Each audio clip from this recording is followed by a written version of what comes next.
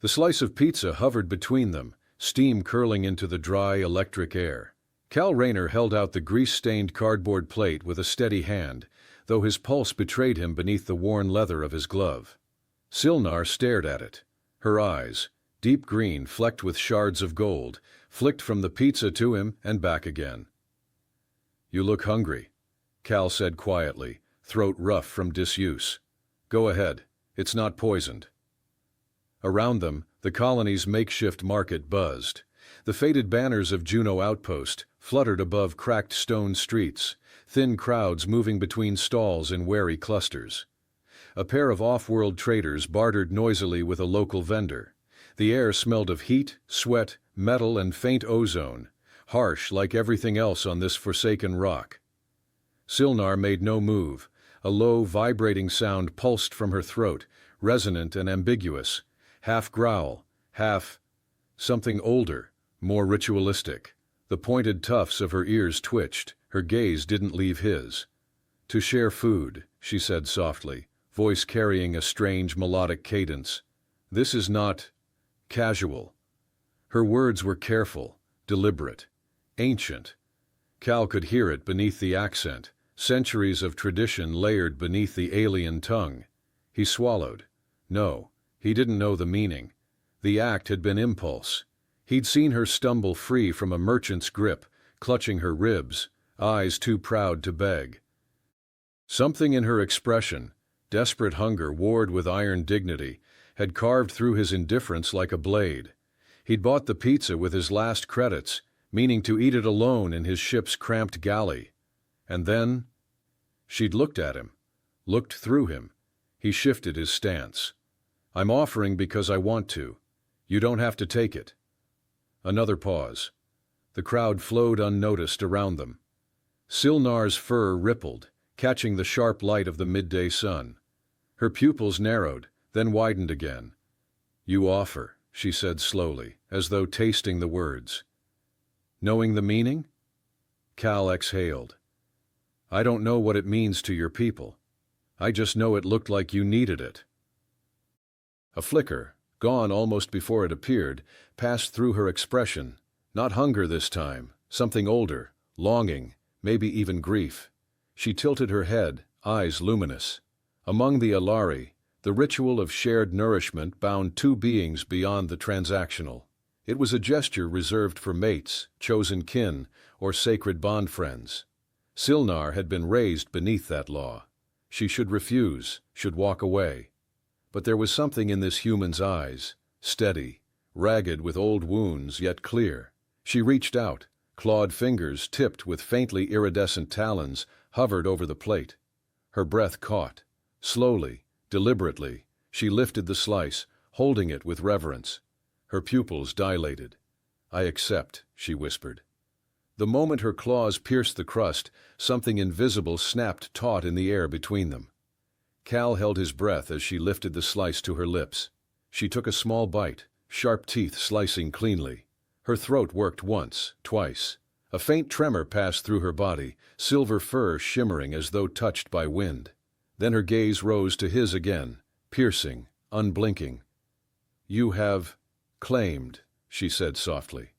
"You do not understand what you have done." Cal frowned. "Claimed?" She set the remaining slice carefully on the plate, claws trembling faintly. Then, without hesitation, she knelt before him, right there in the dusty street. One fist pressed to her heart, head bowed. "I am bound," she said. "I will not leave your side." The words dropped into the world like a stone into water. Around them the market noise seemed to fade. Cal stared, heart hammering. "I think you're misunderstanding something," he managed. "It was a gesture. You don't owe me anything." Syl'narh rose gracefully, eyes unwavering. "Alari law is not human law. Food shared with open intent binds the receiver to the giver. The bond holds until it is properly dissolved, or until death." Cal opened his mouth, closed it again. This had gone from a random act of kindness to something far stranger. "You don't have to do this," he said, gentler now. "You can walk away." She tilted her head, expression unreadable. "I could. but I will not." Her voice softened. "Intent cannot be undone. Among my kind, the bond is sacred. You gave without demand. You saw me, not a prize, not a thing. I will follow you until the bond is ended." Cal rubbed a hand over his face. "I didn't know. I didn't mean—" "Intent is not words," Syl'narh said simply. "I have accepted." Footsteps approached. Cal tensed, but it was only an old vendor, glancing curiously between them before shuffling past. He sighed. "What's your name?" Syl'narh straightened. "I am Syl'narh, daughter of the line of the Star Singer, outcast, untethered, until now." Her gaze flicked to the plate still in his hand, then back to him. "And you, human?" He hesitated. Cal Rayner." A strange smile ghosted across her face, wild, tired, defiant. "Then I am yours, Cal Rayner, for as long as the bond holds." Somewhere in the distance, a ship's klaxon wailed, ominous and mournful. Cal glanced at it, mind racing. He hadn't asked for this. He hadn't wanted anyone at his side. And yet, as he looked into Syl'narh's luminous gaze, some part of him, buried beneath years of solitude and guilt, stirred. Against all reason, he said the only thing that came to mind. "All right, you can stay." Syl'narh inclined her head, voice a whisper meant only for him. "As you will." They didn't speak for a while after they left the market. Syl'narh walked half a step behind Cal, silent but never uncertain, her gaze constantly tracking him and their surroundings. She moved like a predator used to waiting, fluid, graceful, perfectly attuned to her environment. It unnerved Cal more than he cared to admit. He kept his eyes ahead, boots crunching along the dusty causeway that led toward the far end of the outpost. He didn't know where he was going. Back to his ship, maybe, or just away from the eyes that had followed them since the kneeling. "You don't have to trail me like a shadow," he muttered finally. "I do," she replied. He glanced over. Her voice wasn't sarcastic, not defensive, just calm, factual. "I didn't ask for a bond," he said. "And I didn't ask to be offered food," Syl'narh said, unfazed. "But I accepted. Now we are bound." Cal rubbed the back of his neck. "You make it sound like I proposed to you." Syl'narh stopped walking. Cal took 3 more steps before noticing. He turned, and there she was, still as a sculpture, ears upright, expression unreadable. "I understand your world better than you think," she said. "I do not confuse ritual with affection, but among my kind, shared sustenance is not a gesture made lightly, not in public, not with intent, not while looking someone in the eyes." She took a step closer. "You saw me. You offered freely. I read your intention as clearly as I read the sky." Cal didn't answer. His throat was dry. He'd seen plenty of things in the war. Worlds burning, leaders lying, trust turning to ash. But this girl, this creature of claws and fur and strange dignity, spoke like truth was still real, like people could mean what they did without hiding behind it. "I don't want you getting the wrong idea," he said at last. "What is the wrong idea?" she asked. "That I need company, that I'm someone worth following." Syl'narh tilted her head. "You gave the last of your food to a stranger." "That doesn't mean anything," said Cal. "It means everything," she replied. Her words landed like stones in still water. They resumed walking. Cal led her toward Hangar Row without really thinking.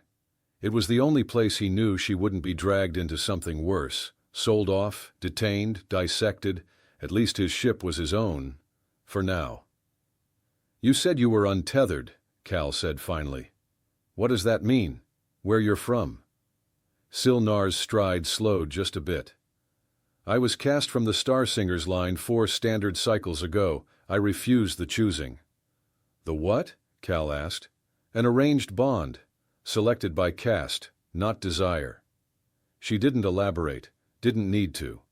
Cal had seen that kind of thing in other places. Contracts disguised as marriages, politics dressed as love. "So they threw you out?" he asked. "They stripped my name of title, my caste marks were dissolved." Her voice was steady, but not without weight. "I became a wanderer, untethered to clan, city, or sky. To accept food in such a state, it creates something new, Something final. Cal slowed his pace. What if I don't want it? Syl'narh met his eyes. Then you may release me. He blinked. You said it was sacred. It is. Her gaze didn't waver. But consent holds equal sacredness. If you reject the bond, I will walk away and never return. That is the law. She stopped walking, stood tall, chin lifted. The wind teased her silver fur.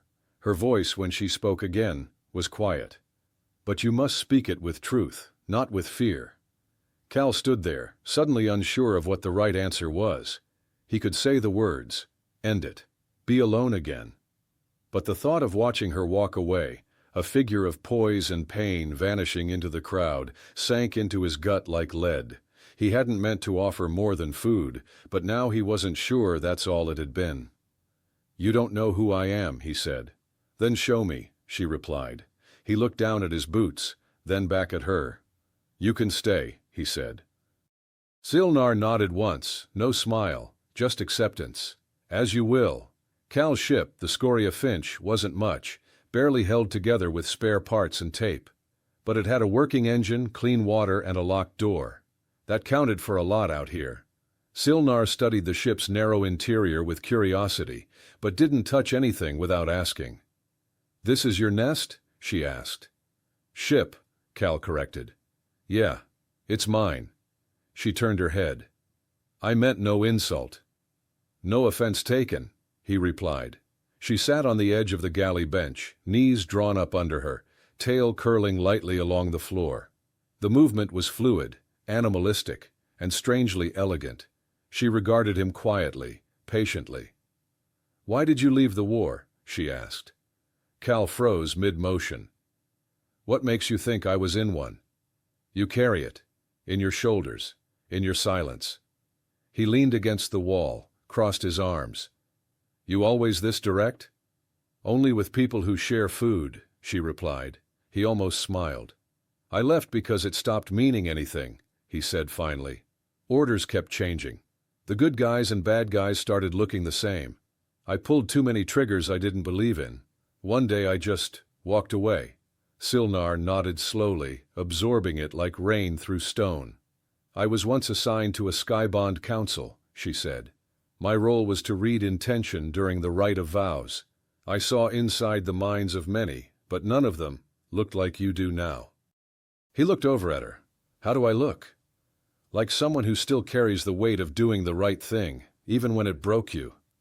Cal turned away, throat tightening. You talk like you've known me for years, he said. I've only seen the parts you let slip, she replied, and that is enough for now.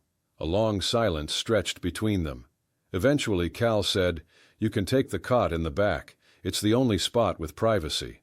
I will meditate here, Syl'narh said, curling her arms around her legs. The hum of your engine reminds me of home. Cal raised an eyebrow but didn't argue. She closed her eyes, and for the first time in months, maybe years, Cal sat in his ship, and didn't feel completely alone. The desert of Arcanus Delta shimmered like a mirage under the weight of its twin suns. Even inside his patched-up pressure suit, Cal Rayner could feel the heat licking through the seams. Each breath came dry, shallow. Sand hissed against the visor, scraping at the glass like hungry claws. Cal muttered into his comm, Syl'narh, status. From a ridge just ahead, Syl'narh's voice crackled through the line, calm and steady. Syl'narh to Cal, I have visual on the wreckage. Structural integrity appears compromised. Atmosphere containment is unstable. Cal trudged up the slope to meet her. The broken shape of a downed research vessel loomed ahead, half buried in sand, hull scorched black, one engine gutted, the kind of wreck that promised salvage and danger. Standing at the edge of the ridge, Syl'narh looked completely unbothered by the heat. Her silver bodysuit clung like a second skin, and the twin filters fitted to her feline nostrils shimmered faintly. Her long tail flicked once in acknowledgement as Cal arrived beside her. Cal Rayner exhaled. Well, that's uglier than I hoped, Syl'narh replied calmly, and older than the transponder suggested, possibly pre-Union. Cal let out a low whistle. That means sealed tech, which means booby traps. Syl'narh turned her head slightly toward him. I will go first. Cal shook his head. No way, I know how to disarm Union tripwires. You don't. Syl'narh's ears twitched. And your biology is more vulnerable to residual toxins. Cal Rayner answered firmly, It's my ship, my job, my salvage. Syl'narh stared at him for a moment. You speak as though I am subordinate. Cal's tone softened. I speak like someone who would rather be the one who breathes in poison. Syl'narh was quiet. Then she said softly, You are strange, Cal Rayner. He offered a grim smile. So I've been told. Inside the wreck, the temperature dropped sharply. Cal's boots crunched over broken glass and ash. The air stank of long-decayed organic matter, probably the former crew. Syl'narh moved with uncanny precision behind him, her claws making no sound on the deck. Cal Rayner, Syl'narh said quietly. I feel a presence here. Cal kept his eyes forward. A presence? Syl'narh explained. Memory, pain. The ship remembers. Cal muttered, Well, let's just hope it doesn't remember how to shoot. He reached a bulkhead with a sealed panel, pried it open with his crowbar, and found the battery module glowing faintly. Still hot, still viable. We've got juice, Cal said. Batteries like this are worth more than the whole ship. Just as he reached for it, the overhead sensor flickered red. Cal shouted, Down! An ancient vent burst open, spraying them both with a fine pink mist. It stung instantly, like fire beneath the skin. Cal choked and stumbled backward. Spore trap! Syl'narh moved fast, grabbing him by the arm and dragging him through the nearest hatch. They slammed into the sand outside, coughing. Cal's breathing was already shallow, erratic. His eyes burned. His skin itched in spiraling patterns of heat. I got a lungful of it, Cal rasped. Syl'narh's voice cut through his panic. Lie still, do not move. Cal collapsed back, chest heaving. He croaked, You need to get away before it spreads. Syl'narh knelt beside him, her voice dropped to a whisper. You forget. My blood is not yours.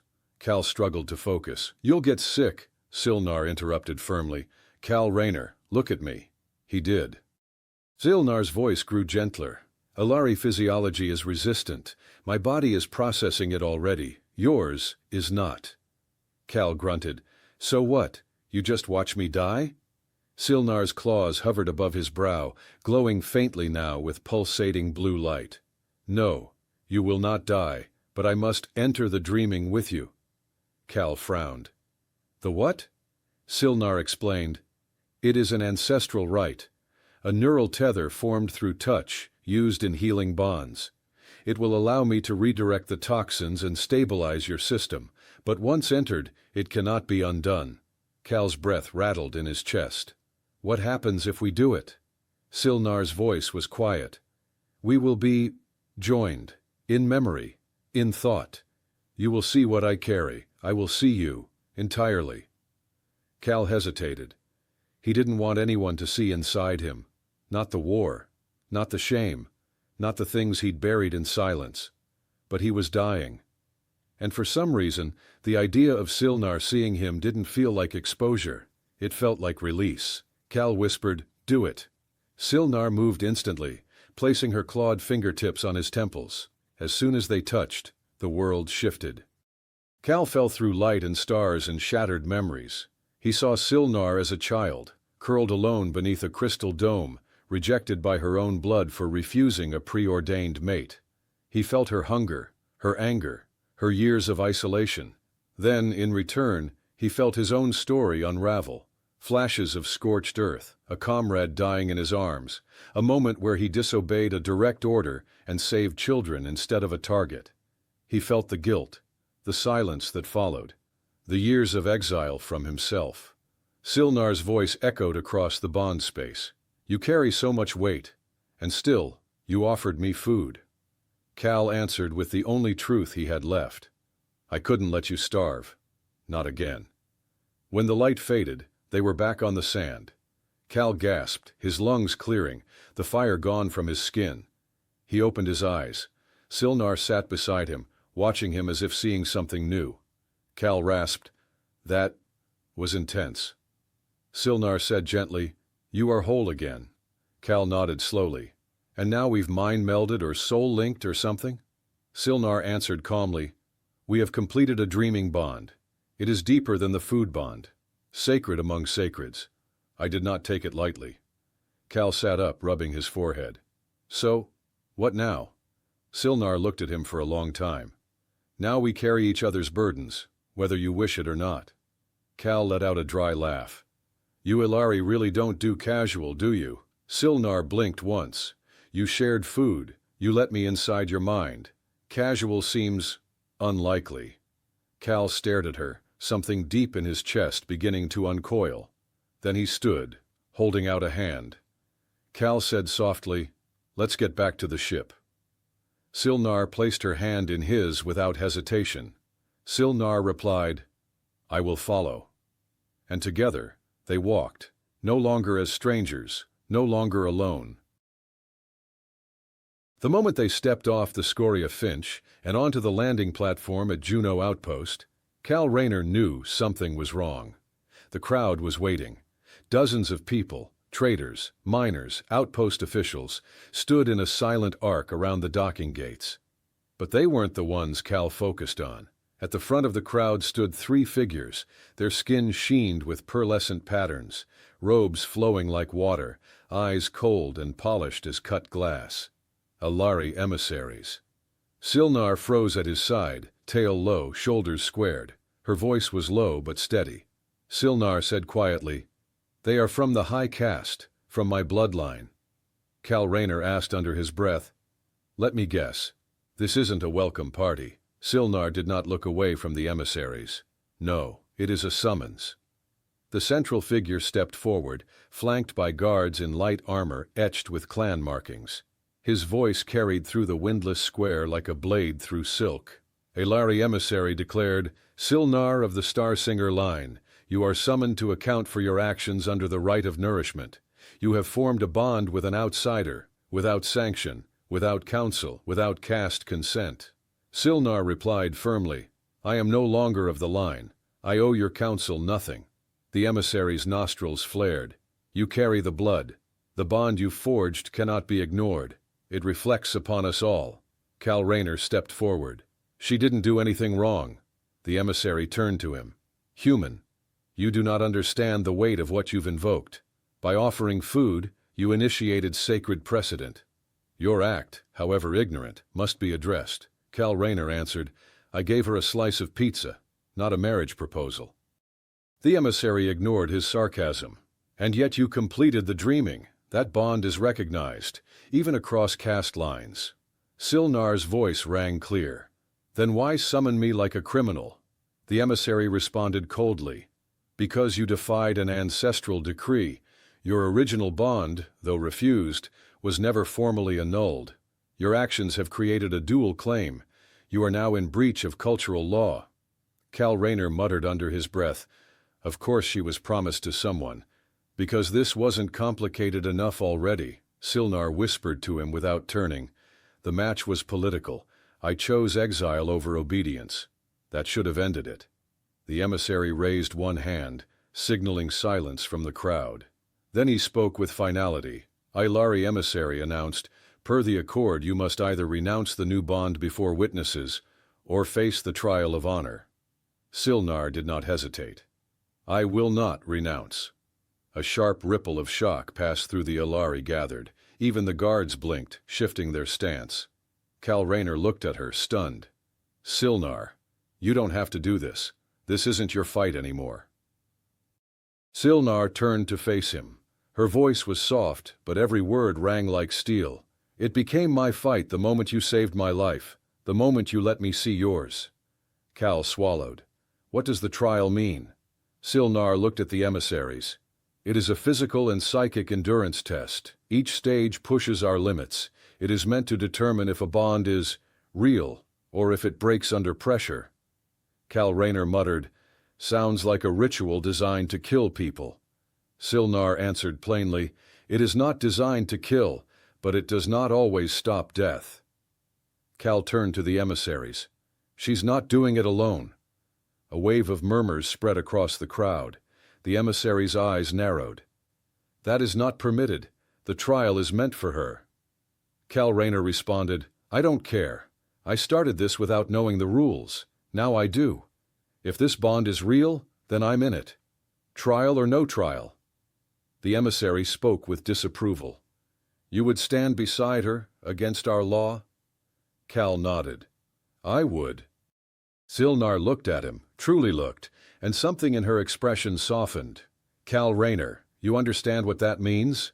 Cal answered, Not really, but I'm starting to care less about laws and more about not letting you face them alone. Syl'narh said simply, Then we face it together. The emissary paused, then gave a sharp nod. A Lari emissary announced, Very well. The trial of honor will commence at first light. Prepare yourselves. The crowd began to disperse, the murmurs growing louder, some with curiosity, some with disbelief, some with quiet reverence. Back aboard the Scoria Finch, the silence between them was heavy. Cal Rayner leaned against the engine console, arms crossed, staring at the metal floor. This is getting out of hand. Syl'narh stood by the porthole, watching the stars. You could have walked away, Cal answered. Yeah, I noticed. She turned to him, her voice quieter now. Most would have. Cal Rayner said, Maybe I'm not most. Syl'narh studied him, head slightly tilted. You fear failure more than pain. Cal raised an eyebrow. That some kind of psychic insight? Syl'narh answered, It is what I saw in the dreaming. Your fear is not of wounds. It is of not being enough, of letting someone down. Cal Rayner gave a short laugh. Well, you're not wrong.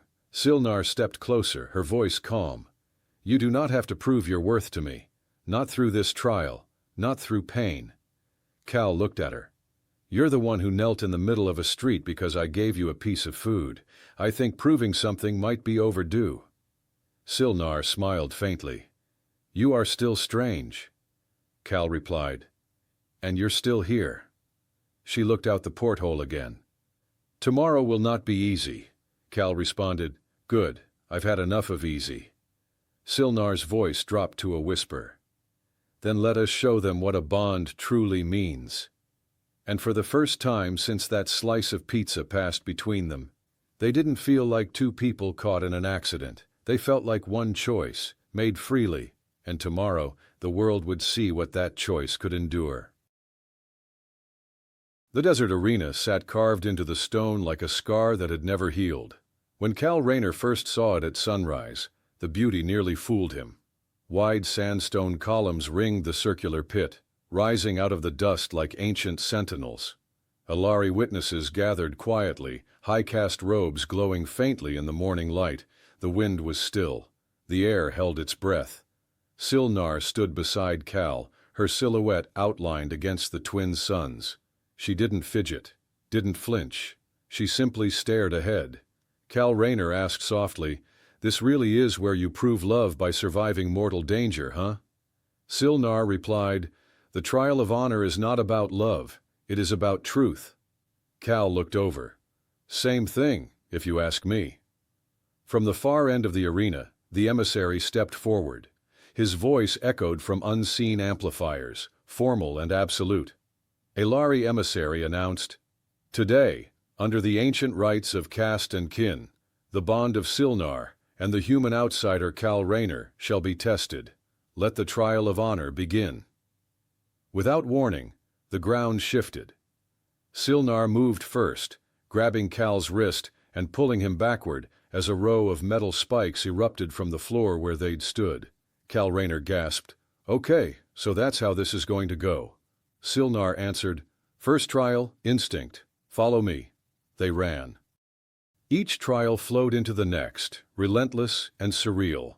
One tested endurance, forced sprints across the arena as the gravity surged and waned. Another tested cooperation. Both had to leap across a series of rising stones that only held weight when their hands were joined. In the fourth trial, they were separated by a wall of psychic projection. Cal collapsed to his knees, images slamming into his mind. His past failures, the faces of friends he couldn't save. Guilt clawed at him. But then, Syl'narh's voice pierced the illusion. Cal Rayner, I see you. Cal Rayner whispered, I can't move. Syl'narh shouted, "You do not have to be perfect, just do your best." Her words anchored him. Cal forced himself to crawl forward, one trembling hand at a time, until his fingers met hers on the other side. They passed the wall. Together. At last they reached the final gate, a shimmering arch of energy suspended between pillars. Beyond it, silence. The emissary's voice rang out again. A Lari emissary declared, "One task remains. Each of you must speak the truth of the bond. Not with words alone, but with memory." Syl'narh turned to Cal. Syl'narh asked gently, "Are you ready?" Cal Rayner replied, "Not even close." Syl'narh smiled. "Good. Only liars are ready." She stepped forward first. The arch pulsed, then engulfed her in light. Her thoughts, memories, and choices unfurled visibly to all, the moment she refused the forced mating, the ache of exile, the way Cal's eyes had looked when he held out that food, not as a savior, but as an equal. Then it was Cal's turn. He stepped into the arch. Pain surged through him, not physical, but emotional, like old scars being pried open. His life bled into the light, battlefield after battlefield, his defiance when ordered to bomb civilians, the loneliness afterward, the day he bought a pizza and didn't eat it, because someone else needed it more. The arch went still. The crowd was silent. Then, slowly, the pillars lowered. A Lari emissary spoke, for the first time with something like awe. A Lari emissary said, "The bond is real, beyond caste, beyond blood, beyond law." Cal turned to Syl'narh. Cal Rayner said, "So what now? Do we get a medal or just a less dramatic lunch?" Syl'narh stepped closer. "You get freedom, and so do I." Cal looked at her carefully. "You're still free to walk away. I don't hold you." Syl'narh answered, "No, but you stood beside me. That holds more than chains ever could." Cal asked, "And you want to stay?" Syl'narh's voice was quiet. "I do, because you did not ask me to." Around them the crowd began to disperse. Some bowed their heads, some whispered, some simply stared, unsure how to process what they'd witnessed. But Cal and Syl'narh remained still, at the center of the arena, the dust swirling quietly around their feet. Later, back aboard the Scoria Finch, the ship hummed with a calm energy. Syl'narh sat on the edge of the cot now, no longer perched like a guest. She had claimed space, not as a guest, but as something else. Cal stood by the window, looking out at the stars. Cal Rayner said, "I keep waiting for this to feel less impossible." Syl'narh replied, "Does it feel wrong?" Cal Rayner turned. "No, just like I was built to walk alone. And now I'm not." Syl'narh stood and walked toward him. Syl'narh said, "You were built to survive. Now you are choosing to live." He met her eyes, and this time he didn't look away. Cal Rayner said, "You know I can't promise peace, or safety, or anything lasting." Syl'narh responded, "I do not need a promise, I need truth." Cal nodded. "Then here's mine. I never meant to start this, but I don't want it to end." Syl'narh placed one clawed hand over his chest, just above his heart. Syl'narh said, "Then it won't." And that was it. Just two broken people who had been seen and chosen. Together, they would cross stars. Together, they would face whatever came next, not because they were bound, but because they wanted to be.